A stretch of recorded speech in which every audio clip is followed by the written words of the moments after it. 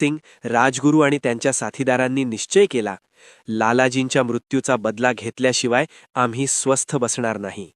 आणि त्याचा बदला स्कॉटला मारून घेणार असे ठरले. हा सुडाचा प्रवास नव्हता, तर ब्रिटिश साम्राज्याला दिलेली एक मोठी चपराक असणार होती. आणि या मोहिमेसाठी पहिली गोळी चालवण्याची जबाबदारी कोणावर सोपवण्यात आली? बरोबर, आपल्या रघुनाथ म्हणजेच राजगुरूंवर. मित्रांनो, आता आपण पोहोचतोय 17 डिसेंबर 1928 लाहोर येथे. रात्रीची वेळ. लाहोरच्या पोलीस अधीक्षक कार्यालयाबाहेर कडाक्याची थंडी होती. राजगुरू आणि भगतसिंग दबा धरून बसले होते. त्यांचा डोळा होता बाहेर पडणाऱ्या ब्रिटिश अधिकाऱ्यावर. अचानक एक गोरा अधिकारी मोटरसायकलवरून बाहेर आला. जयगोपाल नावाच्या क्रांतिकारकाने इशारा केला की हाच तो स्कॉट आहे. पण मित्रांनो, इथे एक मोठी चूक झाली होती. तो स्कॉट नव्हता, तो होता deputy inspector John P Saunders. Bhagat Singh काही समजून सांगणार त्याआधीच राजगुरूंच्या पिस्तुलातून सुटलेली पहिली गोळी सॉन्डर्सच्या छातीत आरपार घुसली होती. सॉन्डर्स तिथेच कोसळला.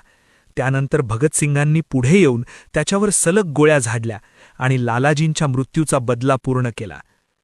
तिथून पळताना चाननसिंग नावाचा एक पोलीस त्यांच्या मागे धावला. चंद्रशेखर आझादांनी त्याला इशारा दिला, पण तो थांबला नाही. शेवटी आझादांच्या गोळीने त्यालाही खाली पाडले. दुसऱ्या दिवशी सकाळी लाहोरात एक पोस्टर झळकलं. लाला लजपतराय का बदला ले लिया, HSRA. लाहोर हादरलं होतं. ब्रिटिश सत्तेला उघड आव्हान दिलं गेलं होतं. सर्वत्र नाकाबंदी करण्यात आली. पण आता या तिघांना लाहोरमधून सुरक्षित बाहेर काढणं हे सर्वात मोठं आव्हान होतं. पण मित्रांनो, इथेच कहाणी संपत नाही. आता सुरू झाली पकड, पळ आणि संघर्षाचा आणखी एक अध्याय. मित्रांनो, इथून पुढे जो घटनाक्रम घडला तो एखाद्या हॉलिवूडच्या सिनेमापेक्षा कमी नव्हता. लाहोरमधून बाहेर पडण्यासाठी त्यांनी एक अफलातून योजना आखली.